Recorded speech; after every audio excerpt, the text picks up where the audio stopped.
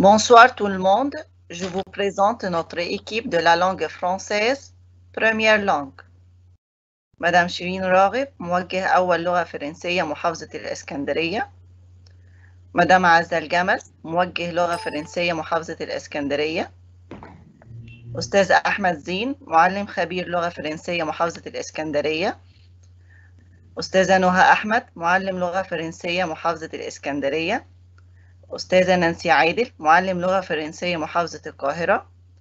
أستاذة إنجي فتحي معلم لغة فرنسية محافظة القاهرة.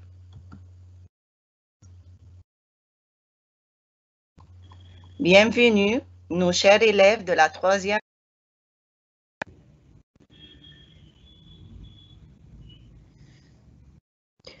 Dans cette séance, nous allons travailler.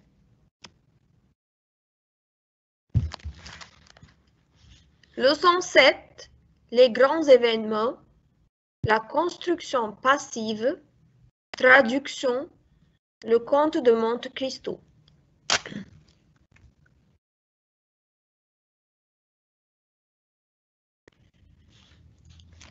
Les grands événements.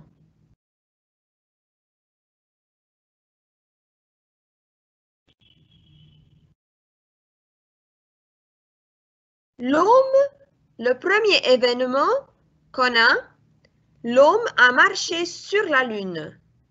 L'événement a été suivi par des millions de téléspectateurs dans le monde. Alors, notre premier événement parle de l'arrivée de l'homme sur la Lune. On a ici suivi l'événement d'après la télé. Deuxième événement. Les accords de paix ont été signés. Un référendum sur l'indépendance de l'Algérie est prévu pour le 8 avril. Les accords de paix, c'est-à-dire il n'y a plus de guerre dans ce pays-là. Alors, troisième événement, à Dallas, le président J.F. Kennedy a été assassiné, c'est-à-dire il a été tué. On l'a tué. François Mitterrand a été élu président de la République. Quand la nouvelle a été connue hier soir à 20 h, beaucoup de gens sont sortis dans la rue. J'ai été bouleversée par cette élection, déclarait une jeune fille. Alors, pour cet événement, ce dernier événement, on parle des élections présidentielles, c'est-à-dire l'affaire qu'un pays ou un peuple choisit son président. Alors, ici, il y a une phrase dite par une fille à la fin qui dit « J'ai été bouleversée par cette élection », c'est-à-dire elle n'est pas contente qu'on a choisi le président François Mitterrand qui a été nommé président de la République. On passe Alors, maintenant, au sens des mots. Oui. Événement, qu'est-ce que ça veut dire événement? L'événement, c'est ce qui arrive et qui a de l'importance. Et pour les accords? C'est l'union ou entente entre plusieurs personnes. Et un référendum? Un référendum, c'est vote pour accepter ou refuser une proposition du gouvernement. Qu'est-ce que ça veut dire prévu? C'est deviner à l'avance ce qui peut arriver. C'est le verbe prévoir. Et pour l'indépendance, quel est le sens d'indépendance? État d'un pays qui n'est pas soumis à un autre. Et pour assassiner? C'est le verbe assassiner, c'est tuer volontairement.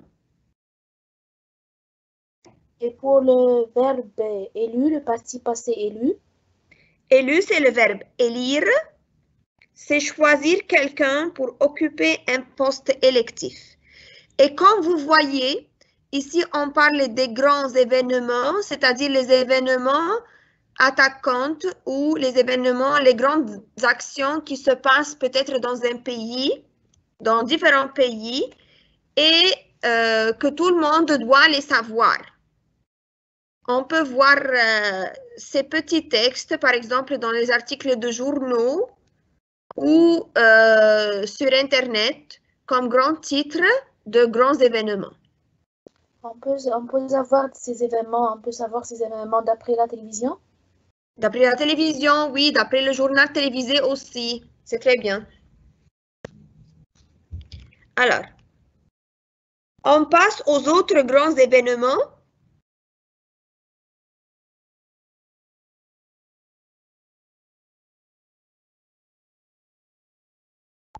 Coupe du monde de football. Nous avons été battus. Coupe du monde, c'est, voilà, comme c'est clair dans la petite illustration en haut, c'est la Coupe du monde. C'est le prix qu'a une équipe de football quand il gagne. Mais ici, on dit que l'équipe a été battue. On a encore un grand événement, c'est la destruction des 43 km du mur de Berlin. 400 mètres sont démolis tous les jours. 6 morceaux du mur seront conservés pour servir de témoins. Alors ici, on parle d'un monument qui est très connu en Allemagne. C'est le mur de Berlin. Ça, c'est très connu là-bas. Et que tous les touristes qui arrivent en Allemagne doivent visiter ce mur. On a détruit des 43 km de ce mur. Et on va laisser seulement 6 morceaux pour ne pas oublier qu'il y avait un jour un mur dans ce pays. Comme c'est clair dans la photo. On passe au sens des mots.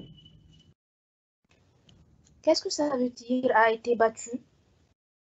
Battu, c'est le participe passé du verbe battre, c'est remporter une victoire sur son adversaire. Et pour le mot destruction? C'est le nom du verbe détruire, c'est démolir quelque chose. Et le sens du mot témoin? Quelqu'un qui a assisté à un événement et peut assurer qu'il est vrai.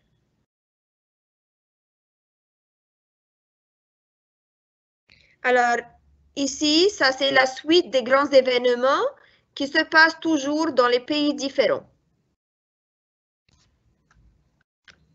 On passe aux questions. Alors, nos questions aujourd'hui sont faites sous forme de choix multiples. Alors, faites attention et concentrez-vous. L'homme a marché sur la Lune est une nouvelle politique, scientifique, sportive ou artistique? C'est une nouvelle scientifique. Très bien, c'est une nouvelle scientifique. Alors, comme vous voyez, le choix politique, c'est-à-dire ce qui concerne l'État, les présidents, les ministres, l'économie peut-être du pays. Le choix scientifique, ça a un rapport avec les sciences. Sportif, c'est avec le sport. Artistique, c'est avec les arts. Les arts, c'est-à-dire les dessins, la musique, peut-être les acteurs et les actrices. Voilà, c'est très bien. La bonne réponse est scientifique. 2. À Dallas, le président J.F. Kennedy a été assassiné. Est une nouvelle politique, scientifique, sportif, artistique. C'est une nouvelle politique. Très bien, c'est une nouvelle politique qui concerne le président. Voilà. Question 3. Coupe du monde de football. Nous avons été battus. Est une nouvelle politique, scientifique, sportive, artistique. C'est une nouvelle sportive. Très bien, on parle d'une équipe de football. C'est sûr, une nouvelle sportive. Très bien. On passe à la question suivante. Quelle est la longueur du mur de Berlin? 45 mètres, 40 mètres, 42 mètres, 43 mètres. La longueur du mur de Berlin est 43 mètres. Très bien, c'est 43 mètres. Qu'est-ce qui reste de ce mur? 6 morceaux, 7 morceaux, 8 morceaux, 5 morceaux. Il reste de ce mur 6 morceaux, je pense. 6 morceaux, très bien. Comme souvenir pour ne pas tout détruire. Ils vont faire laisser 6 morceaux de ce mur comme témoin ou comme souvenir. Très bien. Question 6. Où JF Kennedy a-t-il été assassiné? À Paris, à Québec, à Dallas, à Montréal. Il était assassiné à Dallas. Très bien. Très bien. Alors, le mot assassiné ici, ça veut dire tuer. Le président a été tué dans ce pays.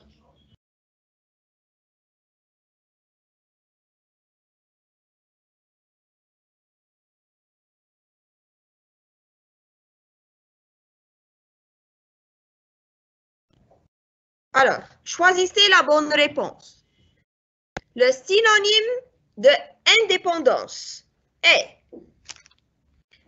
originalité, franchise, autonomie, liberté. Et faites attention parce que parfois les réponses peuvent être semblables.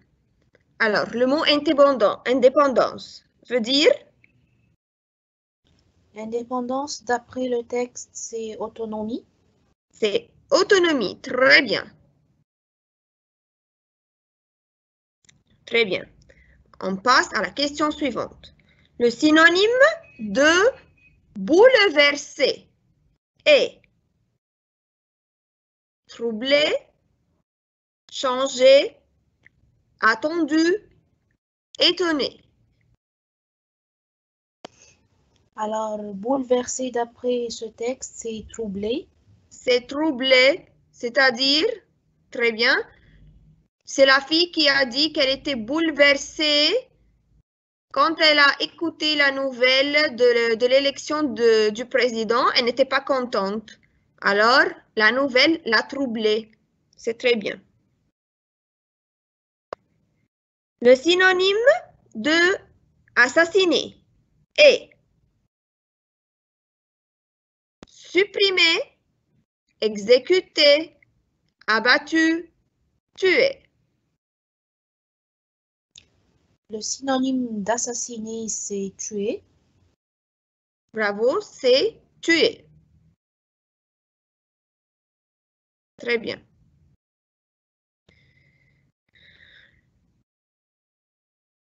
Le synonyme de élu est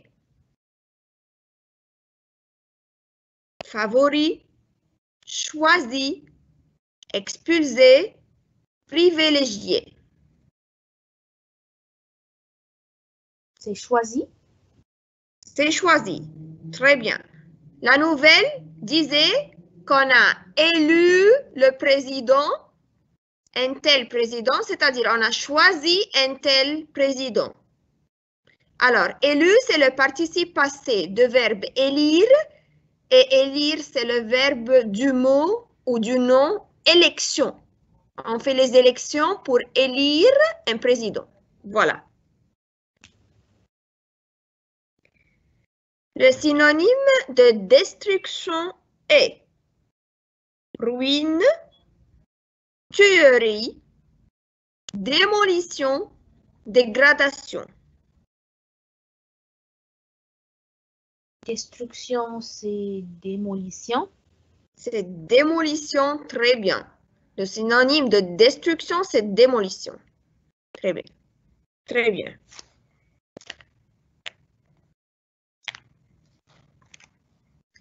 Alors, on passe aux antonymes, c'est-à-dire les contraires.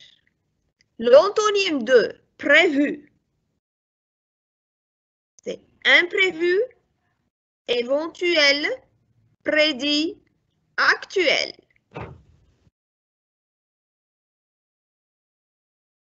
L'antonyme de prévu, c'est imprévu. C'est imprévu. Très bien. Ici, on a cherché le contraire d'après le préfixe, d'après un préfixe, le IM. Très bien. L'antonyme de destruction est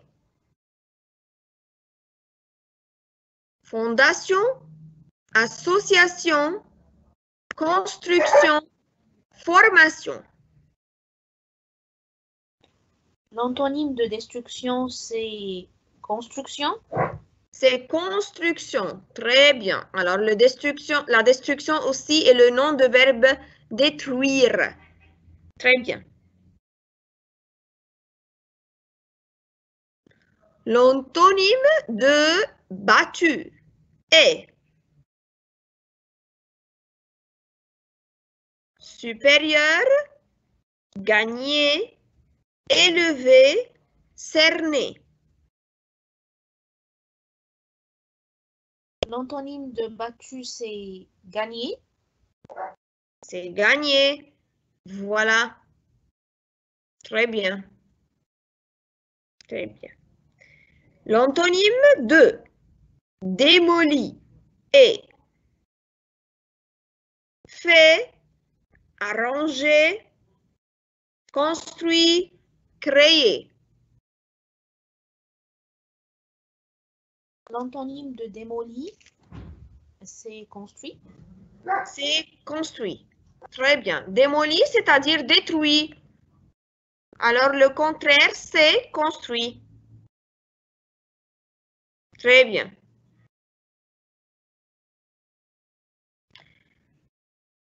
On passe à la grammaire. La construction passive. Alors, ce que je vous demande de faire, c'est d'observer la différence entre les phrases qui vont être exposées.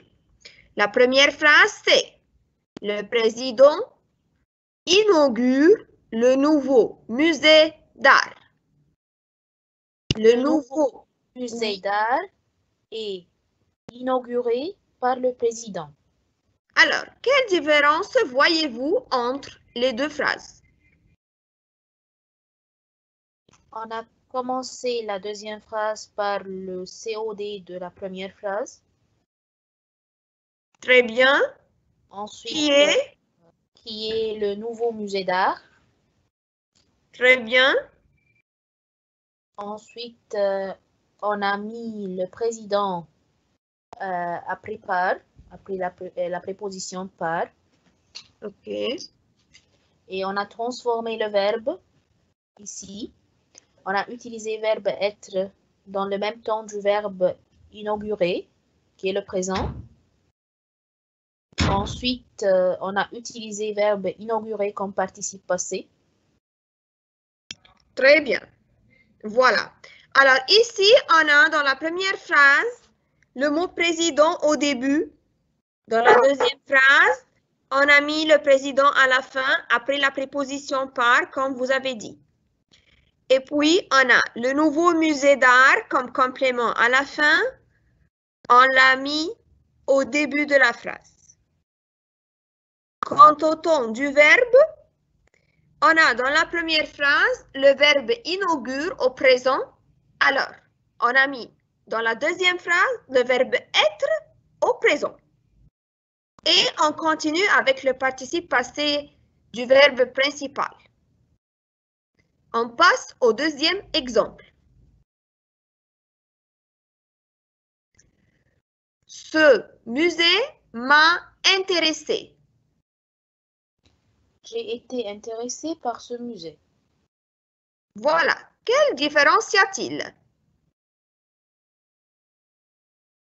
Ici, j'ai cherché le COD qui est sous forme d'un pronom M'. Je l'ai transformé en je. Ensuite, j'ai mis le sujet, ce musée, comme complément, précédé par la préposition par. Ensuite, j'ai utilisé verbe être au passé composé comme le verbe intéressé. Et j'ai mis verbe intéressé comme participe passé pour la deuxième phrase. Très bien. Je vais répéter. Ici, on a le COD, c'est le me qui s'est transformé en je comme sujet. Puis, on a le sujet. Ce musée s'est transformé en COD à la fin du deuxième phrase, à la fin de la phrase, après la préposition par. J'ai mis le verbe être au même temps du verbe de la phrase principale, c'est m'a intéressé. Intéressé, c'est au passé composé. Alors, je mets le verbe être au passé composé. J'ai été. Et puis, je mets le participe passé du verbe que j'ai. C'est très bien. On passe à l'exemple suivant. On construira des écoles. Des écoles seront construites. Alors, ici, qu'est-ce qui s'est passé? Il n'y a pas de par. Alors, qu'est-ce que vous en pensez? Puisque j'ai le sujet sous forme de la pronom personnel on, alors je mets pas par. Ici, j'ai transformé j'ai utilisé le COD de la première phrase comme sujet pour la deuxième phrase. Et ici, j'ai verbe construire au futur. C'est pour cela que j'ai utilisé verbe être au futur avec le nouveau sujet des écoles. Alors, j'ai dit seront. Et j'ai mis le verbe construire comme participe passé. Et j'ai ajouté à la fin du participe passé, de ce participe passé, j'ai mis l'accord parce que l'école, c'est féminin. Alors, j'ai ajouté ES parce que ce sont des écoles. C'est très bien. Alors, ici, dans cette phrase, on a deux remarques à noter. C'est quand on a le sujet on, dans la forme passive, je n'utilise pas la préposition par. Ça, c'est numéro 1. Numéro 2, c'est l'accord du participe passé. Ici, on a dans la deuxième phrase, des écoles seront construites. Alors, ici, le participe passé construite doit s'accorder avec le sujet ou le mot qui est devenu comme sujet. Alors, ici, le mot école, c'est féminin pluriel. C'est pour cela que j'ai ajouté ES dans le participe passé. C'est très bien. Alors, pour déduire, on va lire ensemble la règle.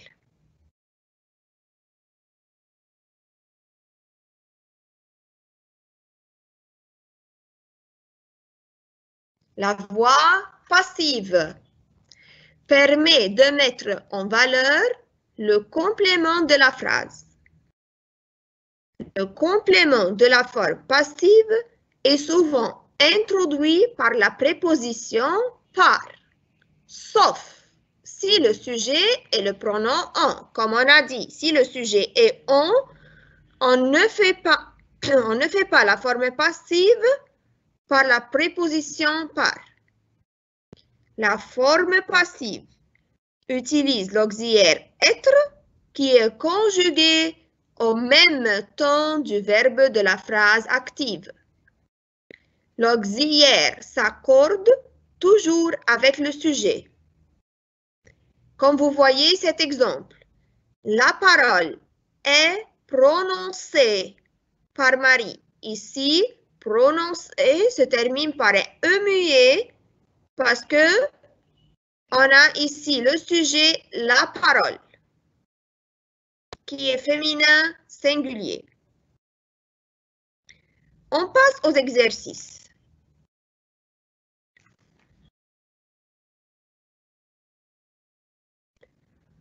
Reformulez 2 fois chacun des titres suivants.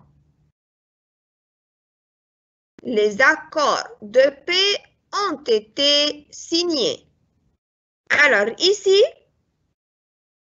ça c'est la forme passive. Comment on peut reformuler ou écrire d'une autre manière ce titre?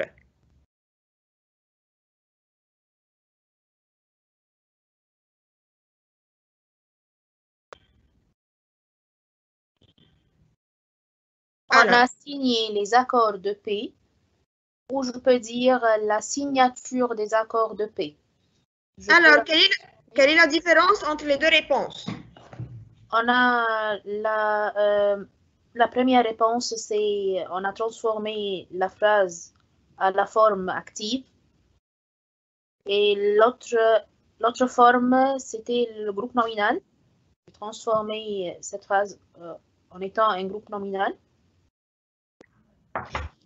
Très bien. On a nominalisé le verbe. On a signé. Le verbe signer est devenu signature. Voilà. Très bien. Le titre suivant. Le président a été assassiné. Ça, c'est aussi la forme passive. Comment je peux reformuler ce titre? Alors, à la voix active, je vais dire on a assassiné le président. Pour nominaliser le verbe, on a dit l'assassinat du président. Très bien. Très bien. Troisième titre. François Mitterrand a été élu président. Ça, c'est aussi la forme passive. Alors, pour la forme active, je peux dire on a élu François Mitterrand président.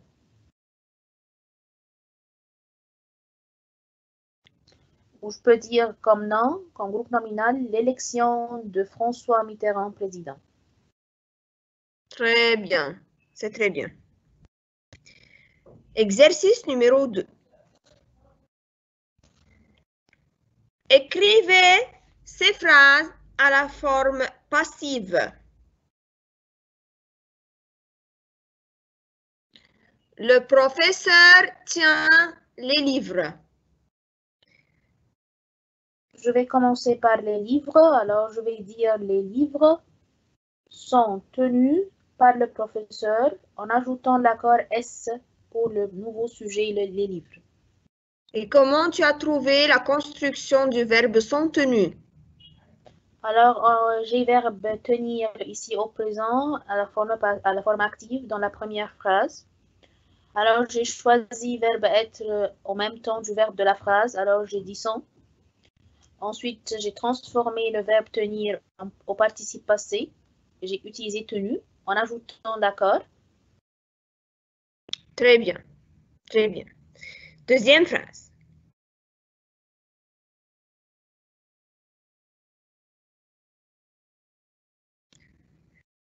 Une voiture a renversé la chienne. Alors, je vais commencer par la chienne. La chienne a été renversée par la voiture. Et pourquoi le verbe être ici est au passé composé? Parce que le verbe renverser à la voix active on a au passé composé. Alors, j'ai mis verbe être, j'ai conjugué verbe être en même temps du verbe renverser. Et j'ai ajouté à la fin du participe passé l'accord du nouveau sujet qui est la chienne. C'est un sujet féminin. singulier. Très bien. Phrase 3. On préparera un repas végétarien. Alors, je vais commencer par un repas végétarien sera préparé. Très bien. Alors, et pourquoi on n'a pas mis ici la préposition par? Parce que j'ai le sujet en. Très bien, très bien. Et ici, le verbe être est au futur, car on a mis le verbe être en même temps du verbe à la voix, du verbe qui est dans la phrase active. Très bien. La phrase suivante.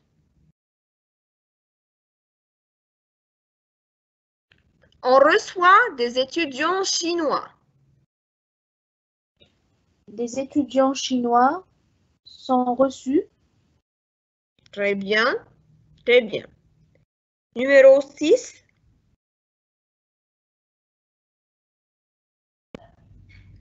Le gardien nettoyait le jardin. Alors, le jardin était nettoyé par le gardien. J'ai utilisé ici verbe être à l'imparfait, en même temps du verbe nettoyer. Et j'ai utilisé verbe nettoyer comme participe passé sans accord parce que j'ai le sujet masculin singulier. Alors, je n'ajoute rien. Ok, c'est très bien. 7. On servirait des gâteaux. Alors, des gâteaux seront des gâteaux. Pourquoi ici seront? Pourquoi ici seront et non pas seraient? Oui, ça doit être serait. À la fin, A-I-E-N-T. Parce que c'est le conditionnel. C'est le conditionnel présent. Alors, ici, des gâteaux seraient, S-E-R-A-I-E-N-T, servis. C'est très bien. Numéro 8, notre gouvernement aide les personnes âgées. Alors, les personnes âgées sont aidées par le gouvernement. Très bien. Est-ce que tu peux me justifier l'accord ici dans le participe passé? Parce qu'on a les personnes âgées. Le mot personne est un mot féminin. Ici, féminin pluriel. Alors, j'ai ajouté à la fin du participe passé aidé, ES. E-S. Très bien. Très bien. Exercice 3. Trouvez le participe passé et accordez-le. Tu as voir la pyramide du Louvre. Tu as vu la pyramide du Louvre? Sans accord. Sans accord. Alors, deuxième phrase. Oui, elle a été construite en 1988 et je l'ai visitée en 1990. Elle a été construite. Je vais ajouter E. Construite. Très bien. Et je l'ai visitée. Je vais ajouter E. C'est grâce au pronom personnel à l'apostrophe qui remplace elle. Très bien. Alors, est-ce que avec l'auxiliaire avoir, je mets un accord au participe passé? Oui, quand le COD vient juste avant l'auxiliaire. C'est très bien. Alors ici, pour l'auxiliaire avoir, le participe passé s'accorde avec le complément d'objet s'il est placé avant l'auxiliaire. C'est très bien. C'est le complément d'objet direct seulement ou complément d'objet indirect? Non, c'est le complément d'objet direct seulement. Alors, nous sommes allés à Paris. Nous sommes allés à la fin S, à Paris. Très bien. Et pourquoi ici, il y a un accord? Parce qu'on a utilisé verbe aller, c'est un verbe des 14 verbes qui se conjugue avec l'auxiliaire être. Alors, on doit mettre l'accord à propos du sujet. On a ici le sujet nous, c'est un pronom pluriel. C'est très bien. Nous adorons les musées. La phrase suivante. Nous adorons les musées. Je crois que nous les avons tous visités. Alors, nous adorons les musées. Je crois que nous les avons tous visités à la fin S. Pourquoi? Parce qu'on a ici le pronom personnel complément les avant l'auxiliaire avoir. Les avons tous visités. Alors, on a visité tous les musées. C'est très bien. Très bien. Alors, on passe au deuxième document intitulé La découverte.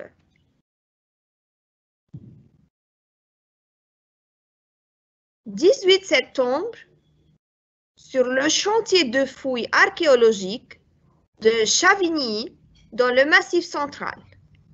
Karim, Roxane, viens voir. Regarde ces inscriptions. Qu'est-ce que ça peut être? C'est curieux. Ce n'est pas du latin. Il ne semble pas qu'il soit du grec. Ça a l'air plus ancien. On dirait une des tablettes trouvées à Glosel. Ça y ressemble? Dis donc, j'ai l'impression qu'on va devenir célèbre. Alors ici, ça c'est un dialogue entre deux amis. Ils se trouvent sur un chantier de fouilles, c'est-à-dire une place ou un atelier où on fait des recherches sous terre pour découvrir ce qu'il y a. Alors, ils ont découvert des inscriptions sur des tablettes. Et tablette ici veut dire des morceaux de pierre et pas les tablettes électroniques qu'on a. Ici, ça veut dire des morceaux de pierre sur lesquels on a trouvé des inscriptions gravées avec une langue qui n'est pas connue. Alors, Karim a l'impression, c'est-à-dire il sent qu'il va être célèbre parce que peut-être ils ont fait une découverte exceptionnelle. On passe au sens des mots. Qu'est-ce que ça veut dire la découverte? C'est trouver ce qui est caché ou inconnu. Et le mot chantier? C'est lieu où les ouvriers travaillent. Et qu'est-ce que ça veut dire fouille? C'est mettre à jour des choses anciennes recouvertes par la terre. Et archéologique? C'est personnes qui s'occupent des civilisations anciennes d'après les objets trouvés dans les fouilles. Alors c'est archéologue. Archéologue, oui. Alors et le mot curieux? Ce qui veut voir ou savoir quelque chose.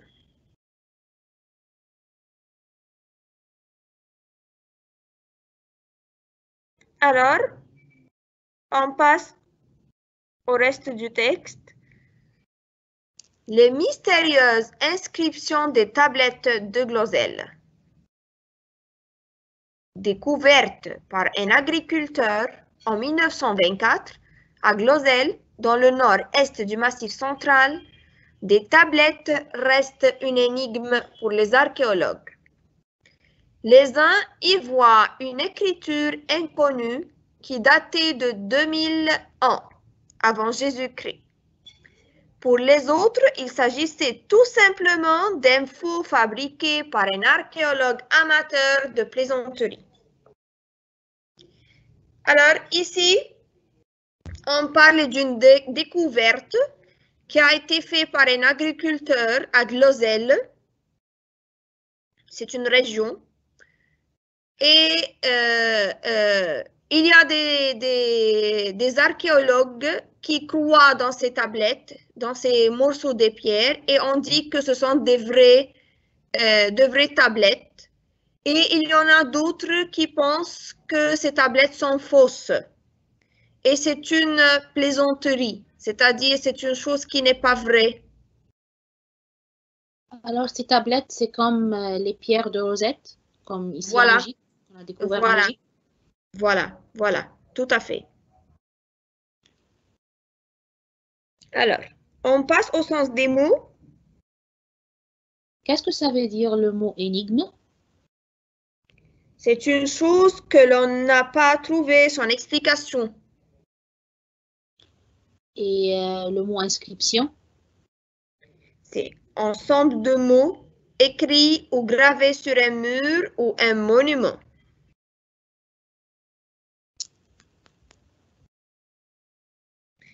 Alors, on passe à la suite pour voir si ces tablettes sont vraies ou non, ou pas. Découverte archéologique à Chavigny par l'équipe du professeur Victor de Marley. Après les tablettes de Glozelle, un nouveau spécimen d'écriture mystérieuse. À l'Institut d'archéologie, un assistant. Vous avez lu le journal? Il paraît qu'on a découvert une nouvelle tablette de Glozelle. Un professeur, vous y croyez-vous? Vous savez bien qu'il est possible que les découvertes de Glozelle soient des faux. Mais les tablettes de Chavigny prouvent le contraire. Pas sûr. Il est possible aussi que ce soit une plaisanterie. Quelqu'un a voulu se moquer de Dr. Marley. Alors, ici, ça c'est une conversation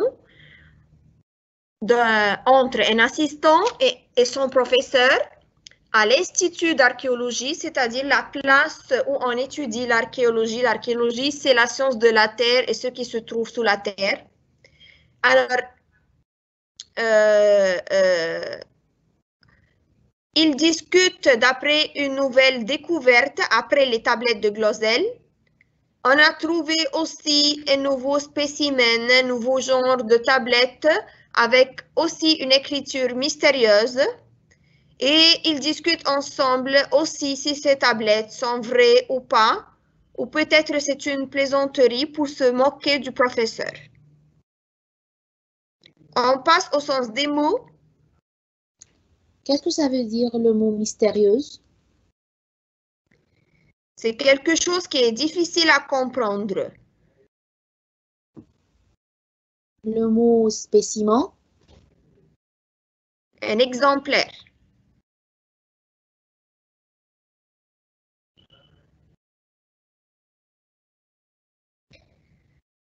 On passe aux questions.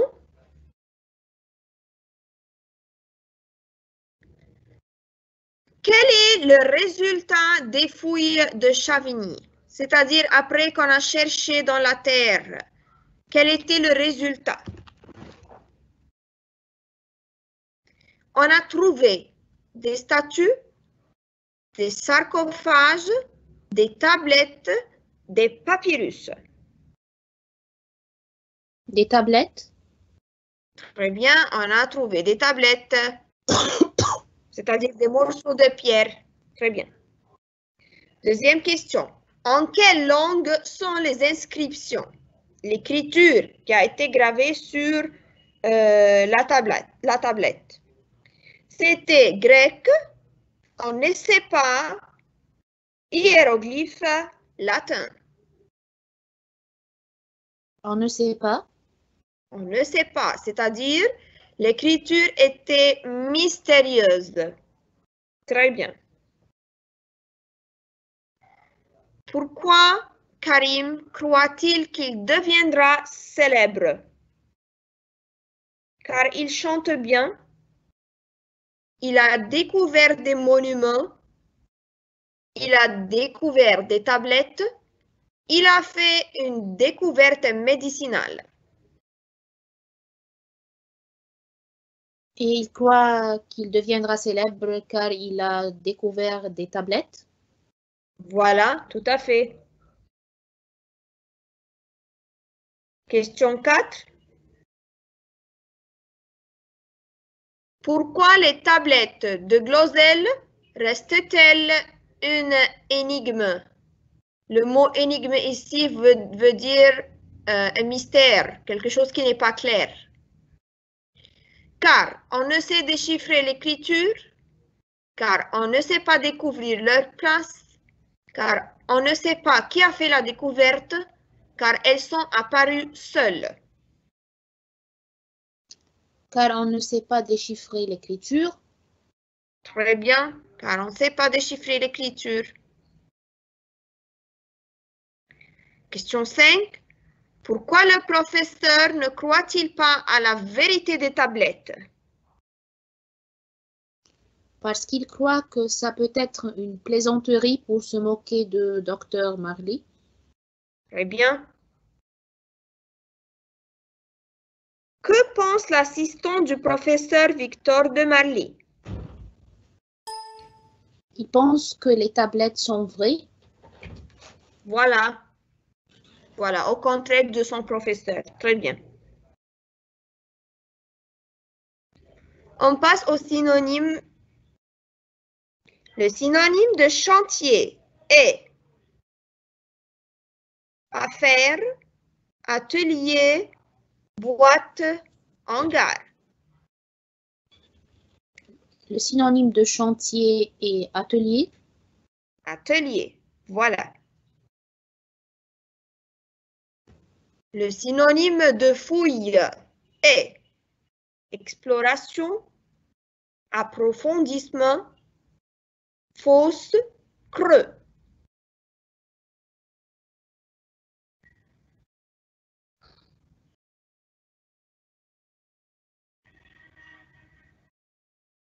Exploration. C'est exploration, très bien. Le synonyme d'inscription est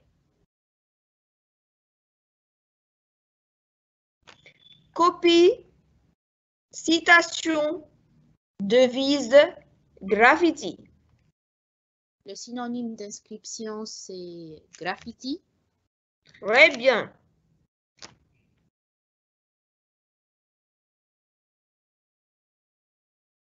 Le synonyme de curieux est amateur, chercheur, extraordinaire, attachant. Le synonyme de curieux, c'est amateur. Très bien, c'est amateur. Le synonyme de célèbre est légendaire, connu, glorieux, notoire. C'est connu. C'est connu, très bien. Le synonyme de mystérieux. Invisible, problématique, indéchiffrable, ténébreux. Indéchiffrable. Voilà quelque chose qu'on ne peut pas déchiffrer ou qu'on ne peut pas comprendre. Voilà, c'est juste. Le synonyme de spécimen est échantillon, individu, représentant, image. Échantillon. Très bien, c'est échantillon. Très bien. Le synonyme de plaisanterie est anecdote, blague, devinette, situation. Blague. Voilà. Ici, le mot anecdote c'est-à-dire on dit quelque chose ou on raconte une situation qui fait rire. Une blague, c'est faire un tour à quelqu'un ou présenter quelque chose qui n'est pas vrai, qui est fausse pour se moquer de quelqu'un. C'est ça la blague. Voilà. On passe aux antonymes.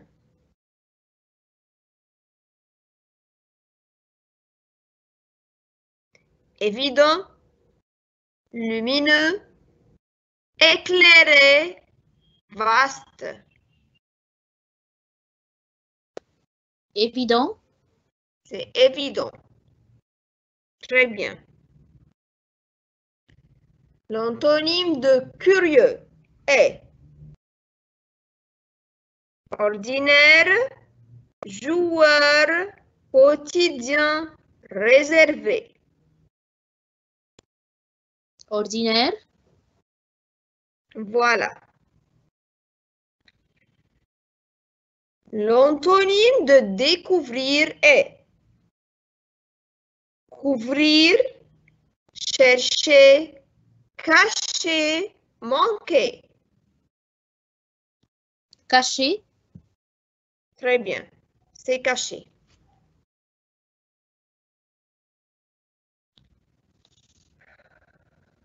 Apparence, possibilité, probabilité.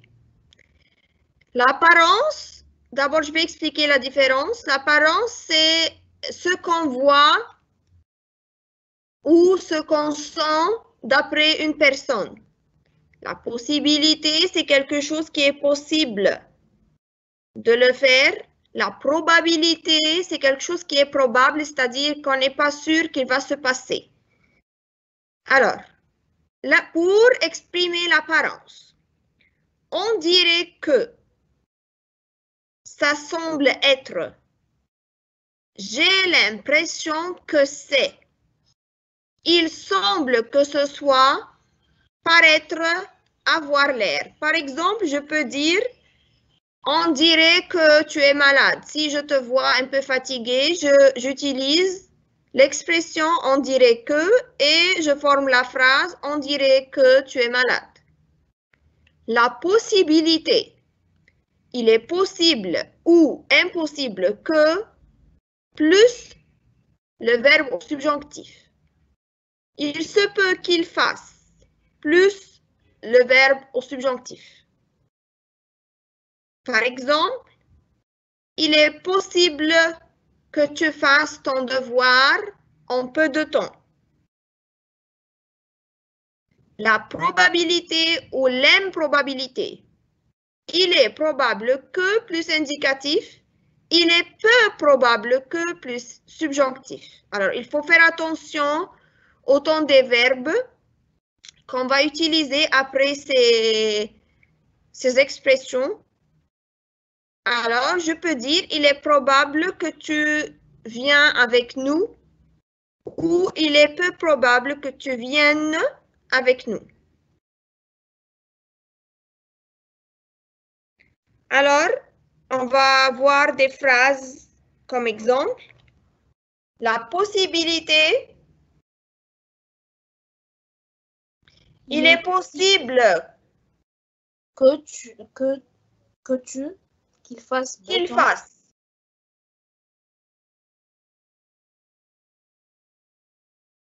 Qu'il fasse beau Qu'il temps. fasse beau temps. Pas de tu, oui. Voilà. Il est possible qu'il fasse beau temps. Voilà. L'impossibilité, il n'est pas possible qu'elle sorte aujourd'hui. J'ai utilisé le subjonctif. Voilà. L'apparence, Pierre paraît malade ou il a l'air malade. très bien. Très bien. On passe à la traduction.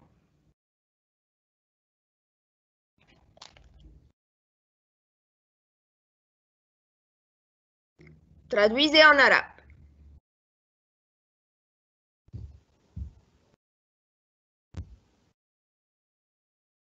Chacun de nous est exposé quotidiennement à des problèmes qui demandent d'être résolus.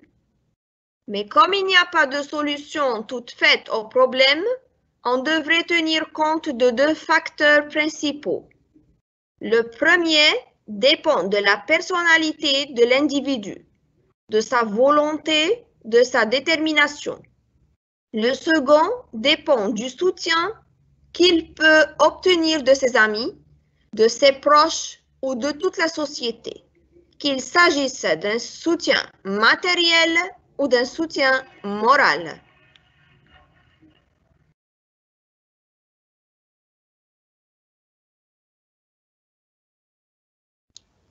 يتعرض كل منا يوميا لمشكلات تتطلب حلولا، وبما أنه لا يوجد حلول جاهزة فإننا يجب أن نأخذ في الاعتبار عاملين أساسيين.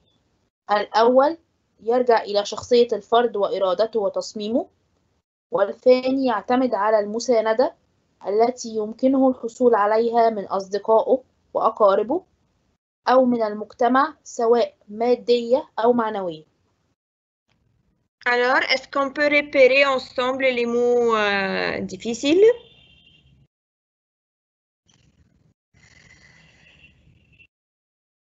On a exposé يتعرض. Voilà. résolu être résolu يعني تتطلب حلولا. tenir compte نأخذ في الاعتبار. l'individu c'est الفرد. obtenir qui peut obtenir يحصل عليها. ses proches c'est أقاربه. matériel c'est مادية. moral c'est معنوية. Très bien. Est-ce que je peux dire encore pour le mot soutien autre que musanada? Je peux dire dam aussi, n'est-ce pas? Oui. Ok.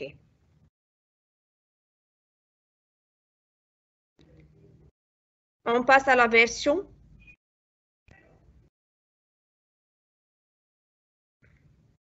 Traduisez en français.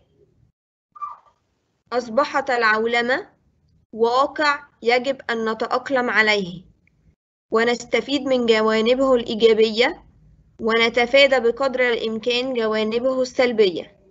إن لغة العولمة هي لغة التكنولوجيا بكل أبعادها. La mondialisation est devenue une réalité dans laquelle nous devons nous intégrer, profiter de ses aspects positifs et éviter autant que possible les aspects négatifs. Le langage de la mondialisation est celui de la technologie dans toutes ses dimensions. On a l'awlama, c'est la mondialisation. Nata'aqlam, c'est intégrer, yata'aqlam. Yastafid, c'est profiter. الجوانب, ce sont les aspects. بقدر الإمكان, autant que possible. اللغة, c'est le langage, ou peut-être la langue. La technologie, c'est la technologie. بكل الأبعاد, alors الأبعاد, c'est dimension.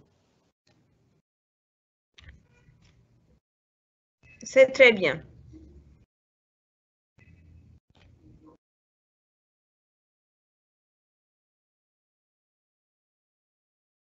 Merci pour votre attention et à la prochaine fois.